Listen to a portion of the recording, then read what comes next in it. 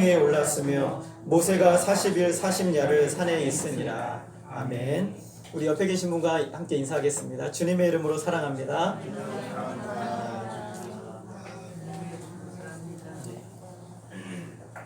저희가 지난주까지 십계명에 대한 말씀을 잘 살펴봤습니다.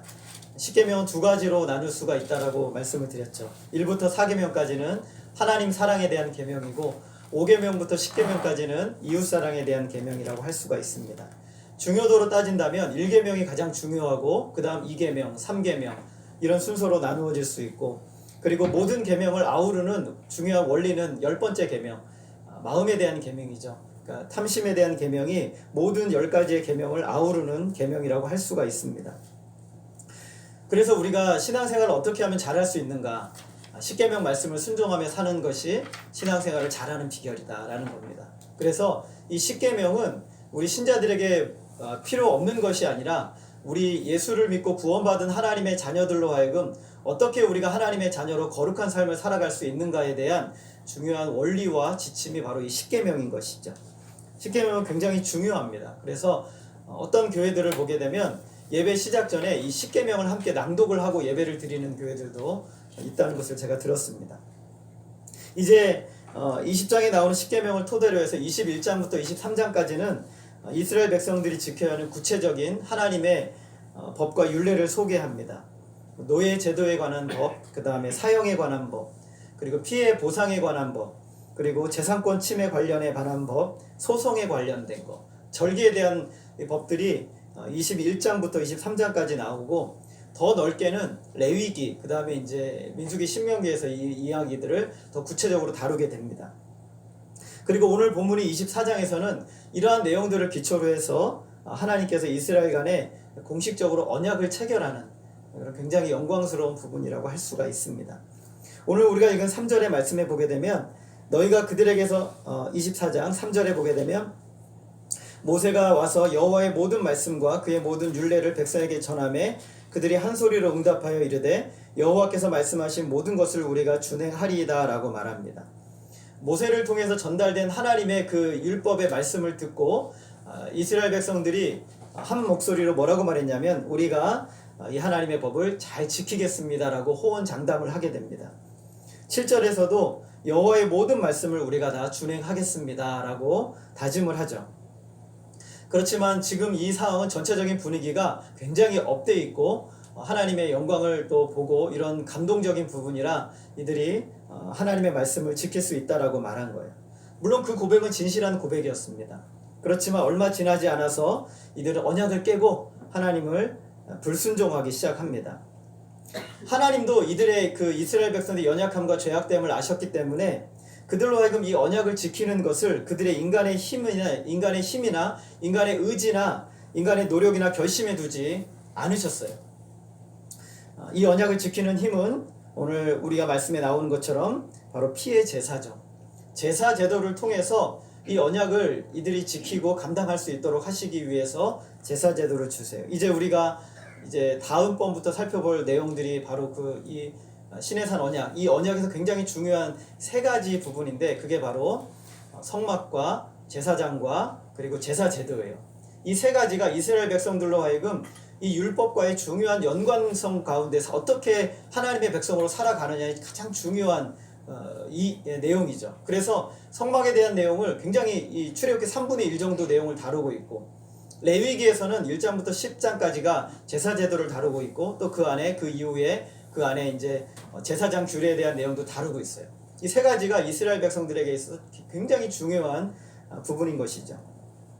그래서 이스라엘 백성들은 자기들이 지킬 수 있다고 하셨지만 하나님은 그들이 스스로 자기 힘으로 지킬 수 없다는 것을 아셨기 때문에 성막과 제사장과 제사 제도를 그들에게 허락하신 거예요. 특별히 오늘 말씀에서는 피의 희생 제사, 이것을 통해서 그들이 추구하고 붙들어야 될 것이 무엇인지를 보여주시죠. 우리 5절과 6절 말씀을 같이 한번 읽어볼까요? 24장 5절과 6절입니다. 같이 읽겠습니다. 시작. 이스라엘 자손의 청년들을 보내어 여호와께 서로 번제와 화목제를 드리게 하고, 모세가 피를 가지고 반은 여러 양푼에 담고 반은 제단에 뿌리고. 이스라엘 백성들에게 있어서 이 피는 쉽게 말하면 생명을 상징을 해요. 그래서 이 희생자사에서 필수 요소가 바로 이 피의 요소가 있어요. 피이죠. 그래서 피를 흘림을 통해서 죄가 사함받는 그런 역사가 일어납니다. 이 피 흘림에 대한 영적인 기원은 이 창세기에 나와요. 특별히 아담의 에덴 동산에서 쫓겨난 아담과 하와를 하나님께서 이 짐승의 가죽으로 옷을 지어 입히세요. 그것을 위해서 하나님께서는 짐승의 피를 흘리심으로 그들에게 가죽옷을 지어 입히시죠. 이것이 바로 피로 그들의 죄를 사한다는 것에 대한 중요한 상징이에요. 그래서 앞으로 이 출애굽기 아담의 범죄한 이후로 모든 이스라엘 백성들 지금까지 모든 역사의 핵심은요, 모든 그들의 사죄의 핵심은 바로 피 흘림에 있어요. 피 흘림이 굉장히 중요해요. 그 이스라엘 전체 역사, 그리고 성경 안에서 모든 역사는 이 피 흘림의 역사예요. 그것을 우리가 좀 더 다른 말로 하면 구속의 역사죠. 하나님께서 피를 흘리심으로 우리의 죄를 사하게 하시는 역사, 그것이 바로 피 흘림의 역사, 구속의 역사죠. 그래서 동물의 피를 흘려서 죄를 지은 인간의 죄를 덮어주시고 씻어주시는 겁니다. 그 이후로 피 흘림이 없이는 죄사함이 없다라고 말씀하는 거예요. 레위기 17장 11절에 보게 되면 육체의 생명은 피에 있음이라 내가 이 피를 너희에게 주어 제단에 뿌려 너희의 생명을 위하여 속죄하게 하였나니 생명이 피에 있으므로 피가 죄를 속하느니라. 여러분, 피가 뭐를 한다고요? 죄를 속하는 역사를 피가 한다라는 거예요. 피 흘림이 없이는 죄사함이 없죠. 우리가 죄를 용서받기 위해서 3,000배를 드린다고 해서 죄가 없어지는 것이 아니고, 착한 일을 해서 죄가 없어지는 것이 아니고, 시간이 지난다고 해서 죄가 없어지는 것이 아니고, 돈으로 값을 치러서 죄가 없어지는 것이 아니라 속죄의 피를 흘림으로 말미암아 죄가 사함받고 없어지는 것이에요. 어린 양의 피로써 없어지는 것이죠. 그러므로 구약시대의 모든 제사장들은 특별히 피를 흘림으로 희생제사를 통해서 백성들의 죄를 사하고 하나님 앞에 우리가 받아들여지도록 했다는 것이죠. 우슬초로 뿌리는 이 피가 어린 양 예수 그리스도의 십자가의 보혈을 상징하는 겁니다. 그래서 우리가 자신의 힘으로 능력으로 우리의 죄를 사할 수 없는데, 인간의 이 세상에 존재하는 그 어떤 것으로도 인간의 죄를 사할 수 없는데 오직 예수 그리스도의 피가 엄청난 능력이 있어서 그 피로 말미암아 죄사함을 받게 된다는 것이죠. 어떻게도 씻어지지 않는 것이 예수의 피로 눈같이 깨끗하게 씻어지고 맑게 되어 우리로 하여금 영적인 자유인으로 만들어주는 놀라운 역사가 일어납니다. 그래서 요한일서 1장 7절에 보게 되면 그 아들 예수의 피가 우리를 모든 죄에서 깨끗하게 하신다고 그랬어요. 예수의 피가 우리의 모든 죄를 깨끗하게 하신다. 여러분, 이 사실을 믿으십니까? 예외 없이 과거와 현재와 미래의 모든 죄를 예수의 피가 깨끗하게 한다라는 겁니다. 그래서 오늘 8절에 보게 되면, 오늘 우리가 읽은 출애굽기 8절에 보게 되면 우리 한번 읽어보겠습니다. 같이 시작. 모세가 그 피를 가지고 백성에게 뿌리며 이르되 이는 여호와께서 이 모든 말씀에 대하여 너희와 세우신 언약의 피니라. 피를 백성에게 뿌렸다는 것은 두 가지 중요한 의미가 있습니다. 이 언약을 위반했을 때는 너희의 피로 되찾겠다라는 것을 의미하는 것이고, 또 하나는 가장 중요한 것인데, 이 언약의 피로 말미암아 죄인된 인간이 거룩하신 하나님께 나아갈 수 있게 된다라는 거예요. 그래서 이 피는 은혜의 피이고 속죄의 피인 것이에요. 우리가 읽은 말씀을, 모세의 피를 뿌리는 이 장면을 히브리서 9장 19절과 20절에서는 이렇게 설명하고 있습니다. 우리 말씀 한번 같이 읽어보겠습니다. 시작. 모세가 율법대로 모든 계명을 온 백성에게 말한 후에 송아지와 염소의 피 및 물과 붉은 양털과 우슬초를 취하여 그 두루마리와 온 백성에게 뿌리며 이르되 이는 하나님이 너희에게 명하신 언약의 피라 하고. 피를 제일 먼저 어디에 뿌렸습니까? 두루마리에 뿌렸죠. 두루마리는 모세가 기록한 하나님의 말씀입니다. 더 정확하게 말하면 19장에 말씀하셨던 하나님의 언약이죠. 그래서 이 하나님의 언약의 말씀 위에 먼저 짐승을 잡아서 피를 뿌리게 됩니다. 언약의 말씀이 적은 곳에 피를 뿌립니다. 하나님의 말씀에 피가 뿌려지는 것이죠. 하나님의 말씀에 힘을 주는 것은, 능력을 주는 것은 주의 보혈의 능력입니다. 보혈의 능력이 하나님의 말씀을 말씀되게 하는 것이죠. 하나님의 말씀을 지식적으로 안다고 해서 되는 것이 아니라 하나님의 말씀을 우리 지적으로 깨달았다고 해서 지적으로 알았다고 해서 되는 것이 아닌 것이죠. 마귀도 성경을 인용하면서 장난질을 칩니다. 이단 사이비도 성경을 공부하자고 하면서 하나님의 말씀을 부분적으로 인용해서 우리를 속입니다. 그러나 참된 하나님의 말씀은 예수 그리스도의 보배로운 역사로 말미암아 풀어지는 거예요. 주님의 십자가의 보혈의 능력으로 풀어지는 것이죠. 구속의 역사로 하나님의 말씀이 풀어져야 되는 것이죠. 인간적인 지식과 어떤 그것의 탐구로 하나님의 말씀이 풀어지는 것이 아니라 예수 그리스도의 십자가의 보혈로 말미암는 구속의 역사로 이 말씀이 풀어지는 것이에요. 제단의 피를 통해서 백성들은 속죄함을 얻음으로 그분의 백성들은 하나님과 연합이 됩니다. 이것이 바로 눈으로 보여지는 피 뿌려짐입니다. 이 피 뿌림을 무엇을 의미하는지 그것을 가장 잘 설명해 주는 말씀이 사도행전 26장 18절의 말씀입니다. 우리 같이 한번 이 말씀 한번 읽어보겠습니다. 시작. 그 눈을 뜨게 하여 어둠에서 빛으로 사탄의 권세에서 하나님께로 돌아오게 하고 죄사함과 나를 믿어 거룩하게 된 무리 가운데서 기업을 얻게 하리라. 굉장히 중요한 표현들이 여기 다 나와 있어요. 그래서 우리에게 피가 뿌려졌을 때, 우리가 예수 그리스도로 말미암아 구원을 받았을 때 일어나는 중요한 이야기들이 이 안에 다 들어있어요. 그 전에 우리는 어떤 사람이었냐면 눈에 감긴 자였어요. 영적인 것을 볼 수 없는 그런 자였죠. 그런데 우리를 어떻게 하셨습니까? 우리의 영적인 눈을 뜨게 하셨어요. 그전에는 우리는 어떤 존재였냐면 어둠 가운데 있었던 존재였어요. 그런데 우리를 어떻게 하셨어요? 빛 가운데로 인도하셨어요. 우리가 예수 믿기 전에, 우리가 그 피가 뿌려지기 전에 우리는 어떤 존재였냐면 사탄의 권세 아래에 있었던 존재예요. 그런데 예수의 피가 우리에게 뿌려짐으로 말미암아 구원받음으로 말미암아 우리는 누구의 권세 아래 돌아오게 됐습니까? 하나님의 권세 아래 돌아오게 됐어요. 그래서 그로 말미암아 죄사함을 받고, 그리고 이제 우리는 하나님께서 친백성 삼으신 거룩하게 된 무리 가운데서 기업을 얻는 존재가 되었다. 이것이 하나님의 구원받은 백성들에게 가장 잘, 우리가 어떤 존재가 되었는지에 대한 가장 잘 설명해주는 하나님의 말씀이라고 할 수가 있어요. 사도 바울은 복음을 전하면서 자기가 예수 그리스도를 만났을 때 일어났던 일이 무엇인지를 그들에게 설명하고 있어요. 완전한 인생의 변화, 완전한 변화. 이전에는 사망의 존재였던 존재가 생명을 얻게 되었고 영원한 생명을 얻게 되었어요. 오늘 지금 출애굽기 24장에서 이스라엘 백성들에게 그들에게 뿌렸던 이 피는 바로 오늘 이 말씀을 설명해주는 상징이었어요. 그래서 그들의 눈을 뜨게 하고 어둠에서 빛으로 사탄의 권세에서 하나님께로 돌아오게 하고 애굽의 노예였던 그들이 하나님의 자녀로 들어가게 되고 죄사함을 받아 하나님을 믿게 되고 거룩한 무리 가운데로 기업을 얻게 되는, 장차 그래서 그들로 하여금 하나님께서 그 기업을 얻게 하시는 가나안 땅에 들어가게 하시는 것이 예수의 피가 뿌려진 인생의 존재에 대한 가장 분명한 설명이죠. 이 피의 희생제사가 언약을 언약되게 하는 가장 중요한 요소인 것이죠. 이제 하나님께서는 이스라엘 백성들, 특별히 이스라엘 백성들 중에 선택된 자들로 하여금 예배의 자리로 초청하세요.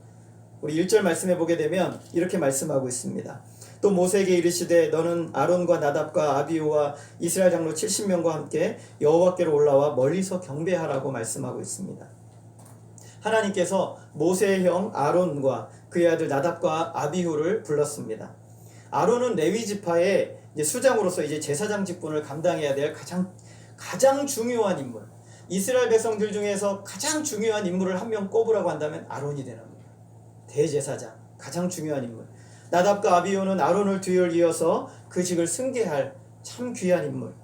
그들이 모두 나와서 하나님을 예배하기를 원하셨습니다. 13절에 보게 되면 모세의 후계자가 될 여호수아도 하나님이 예배에 초대하셨어요.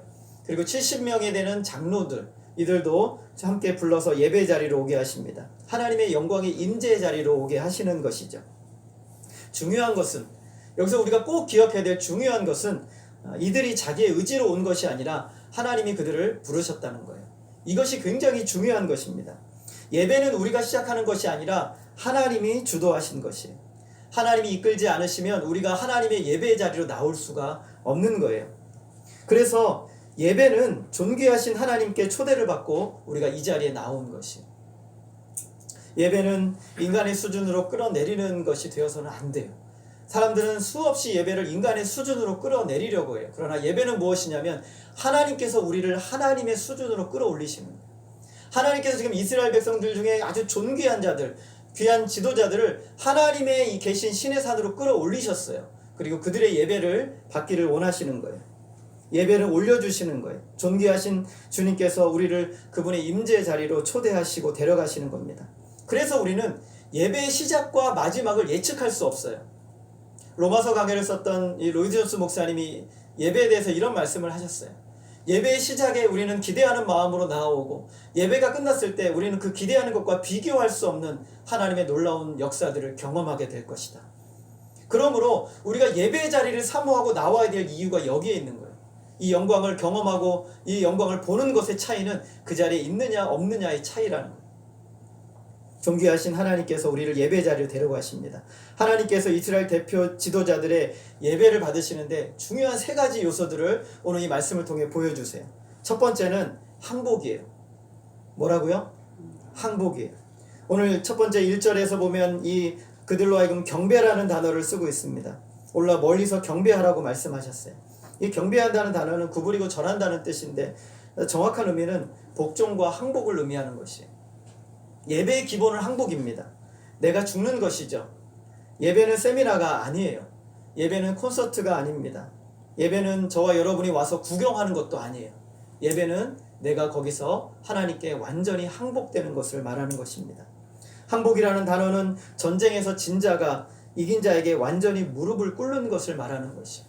우리가 하나님 앞에 나왔다는 것은, 우리가 구원받았다는 것은 내가 하나님께서 나와 전투하셔서 내 안에 있는 모든 인간적인 옛사람들을 쳐서 이기시고 나를 굴복시키셨다는 것을 의미하는 거예요. 내가 하나님 앞에 졌어요. 나의 옛 자아가 진 거예요. 하나님이 나를 굴복시키셨어요. 무엇으로요? 십자가의 능력으로 나와 싸워서 이기신 겁니다.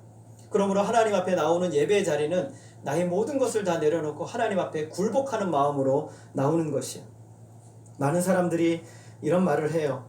하나님과 내가 협력해서 하나님의 영광을 돌려드리겠다라고 말하는데 사실은 그런 표현은 우리가 하나님 앞에 쓸 수 없는 표현이에요. 하나님 앞에 그런 교만한 자세로는 하나님 앞에 나갈 때 하나님 그런 예배를 받지 않으십니다. 오늘 지금 이스라엘 백성들 지도자는 하나님과 뭔가 협력하고 있지 않아요.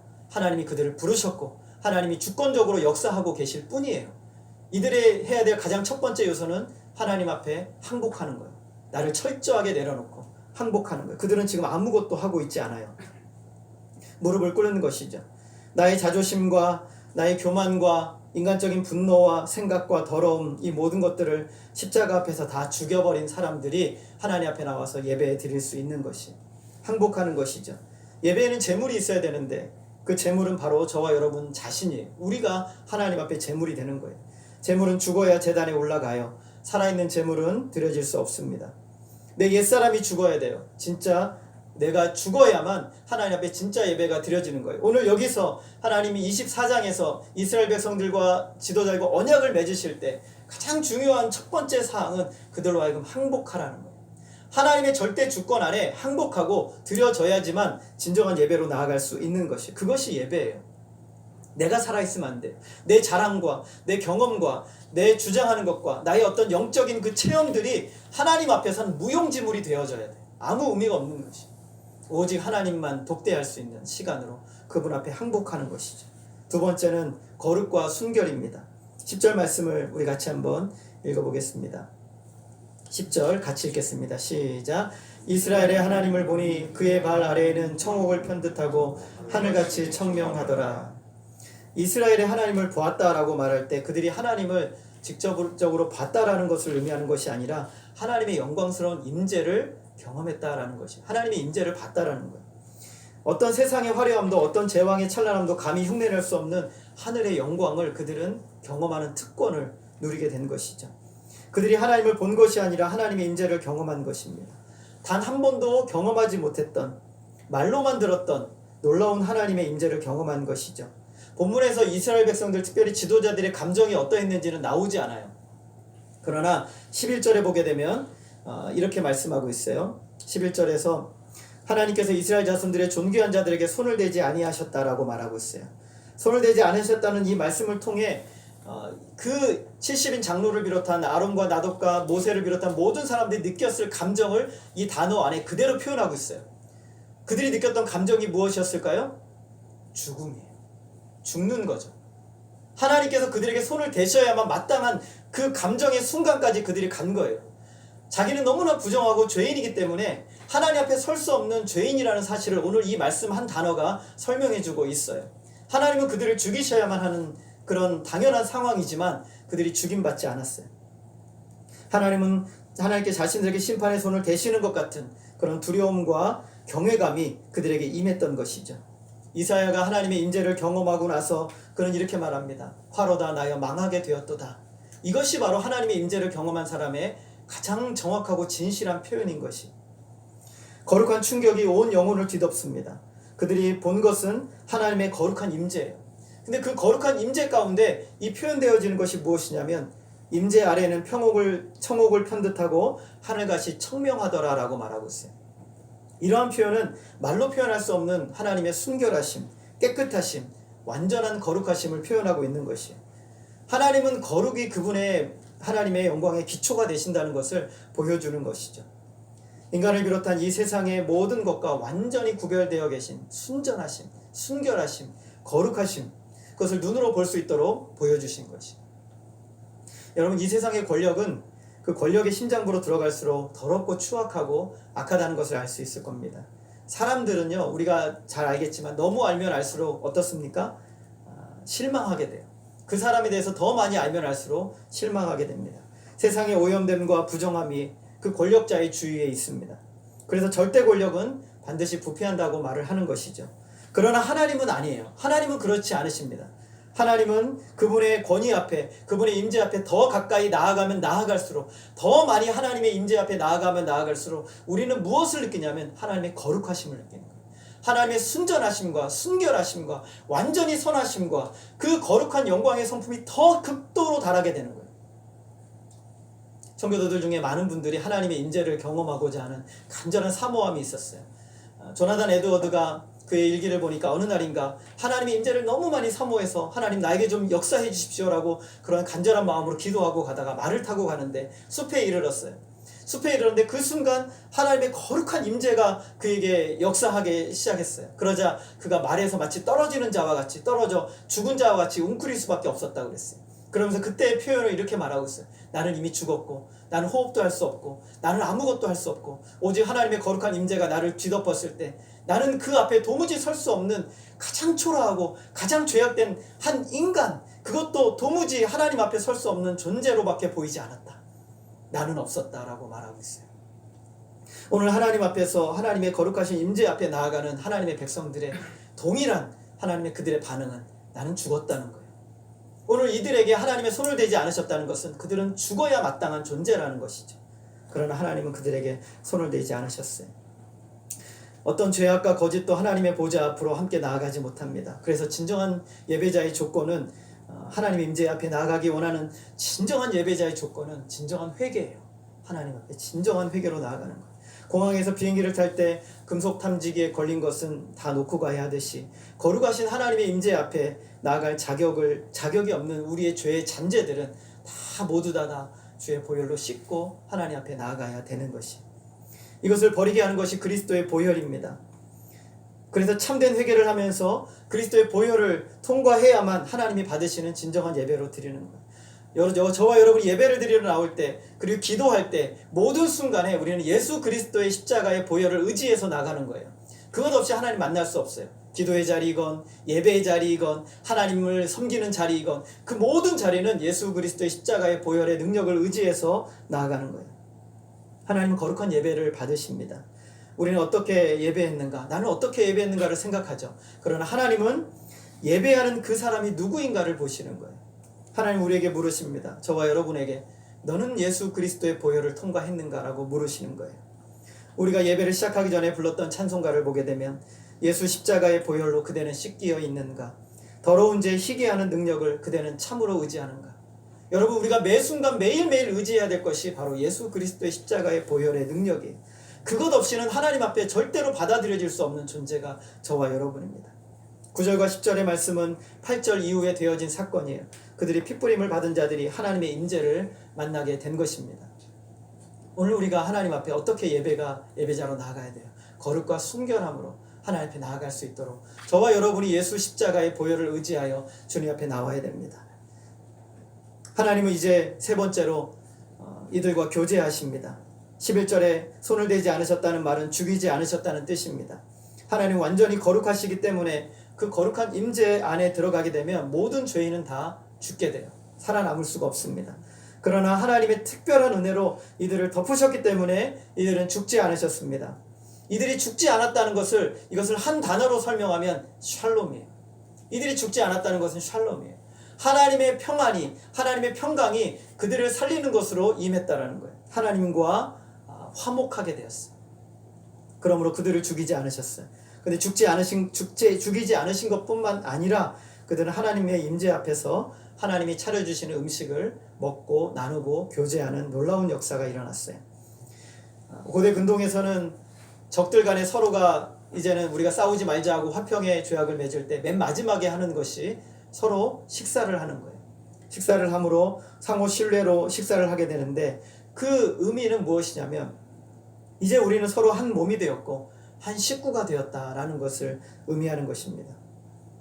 이것은 이제 우리가 하나님의 가족으로 격상되었다라는 것을 의미하는 것이죠. 하나님의 잔치상에 동참하게 된 것은 한 인간이, 죄인된 한 인간이 누릴 수 있는 하나님의 은혜의 극치예요. 이것보다 더 놀라운 것은 없어요.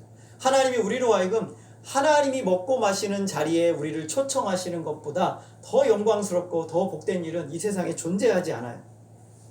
최고의 은혜죠. 피의 희생자세를 통해서 언약이 체결되었습니다. 예수의 보혈을 통해 우리는 하나님의 임재 앞으로 나아가는 예배자로 서게 됩니다.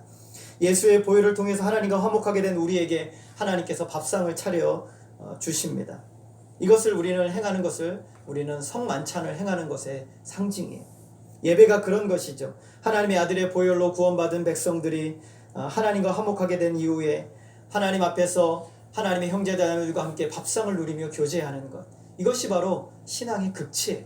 가장 복되고 가장 아름다운 역사예요.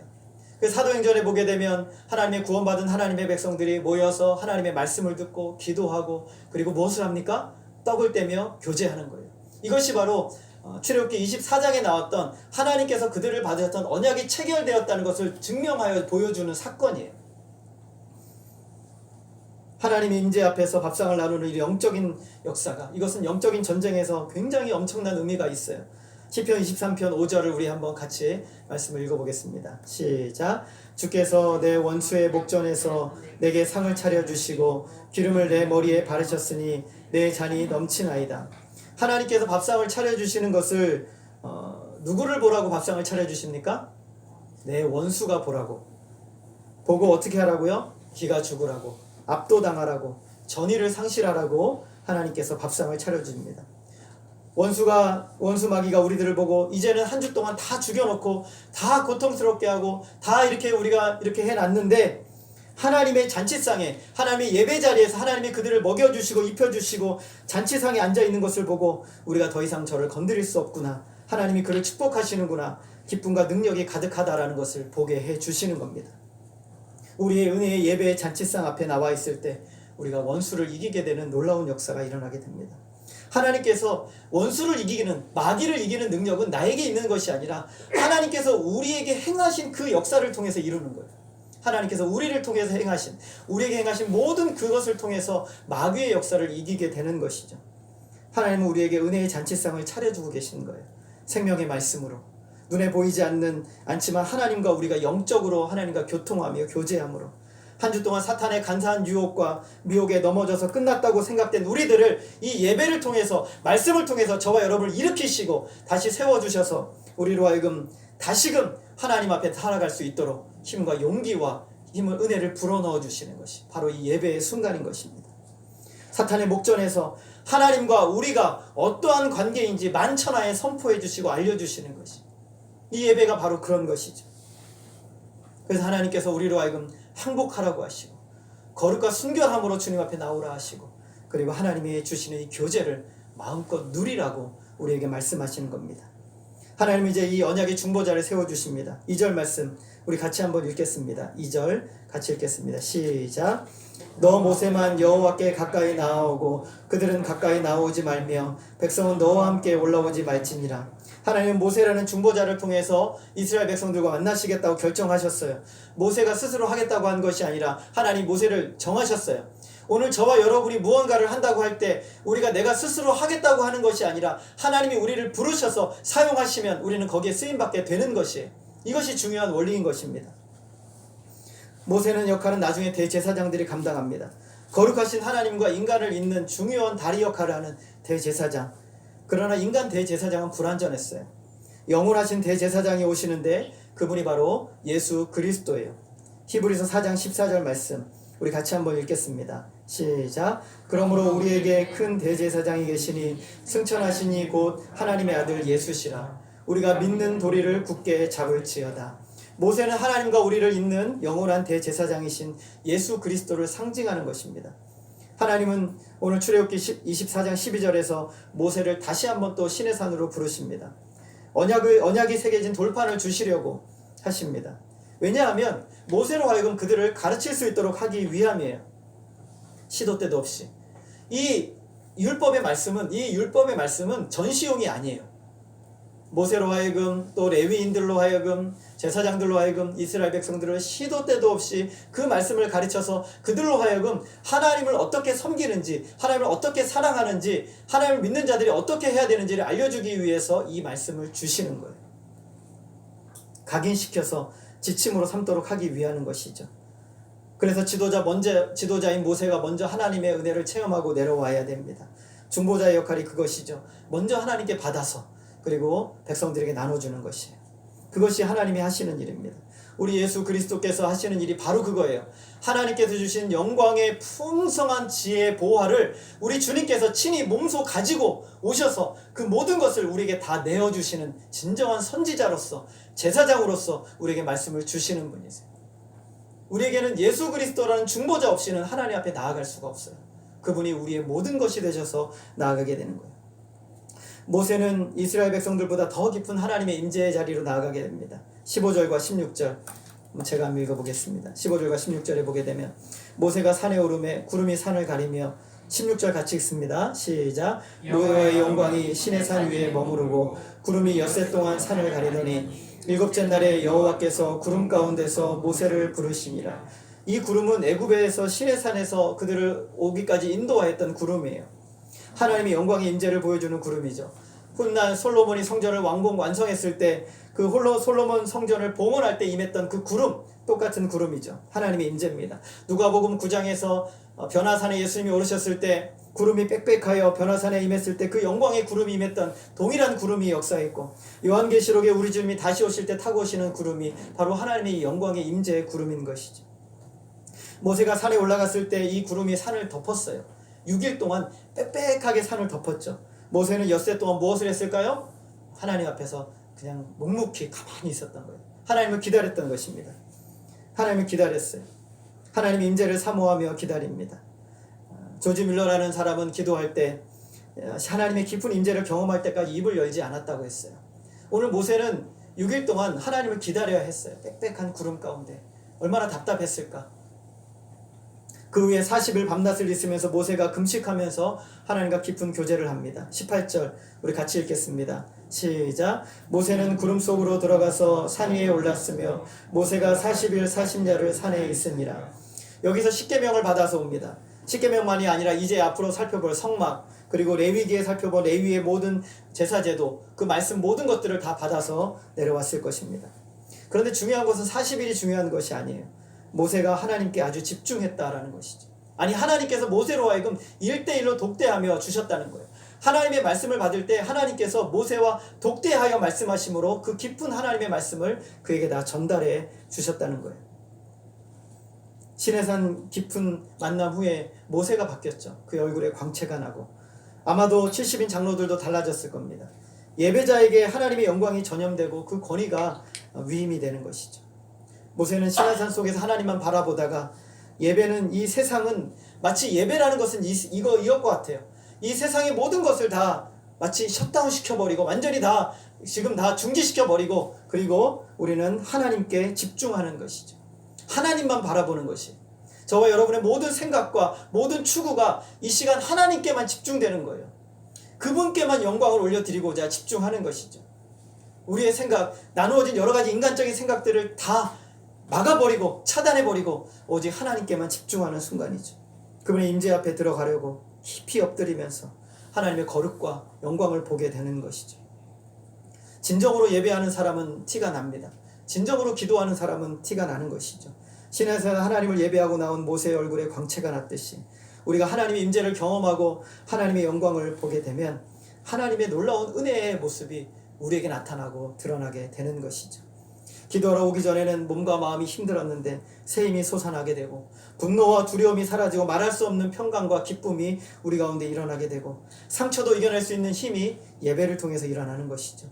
예배를 통해서 하나님의 임재를 경험하면 모진 세상을 이겨낼 힘을 얻게 되는 것입니다. 내 삶이 침체기에 빠졌을 때 이길 수 있는 가장 확실한 방법은 하나님만 바라보는 거예요.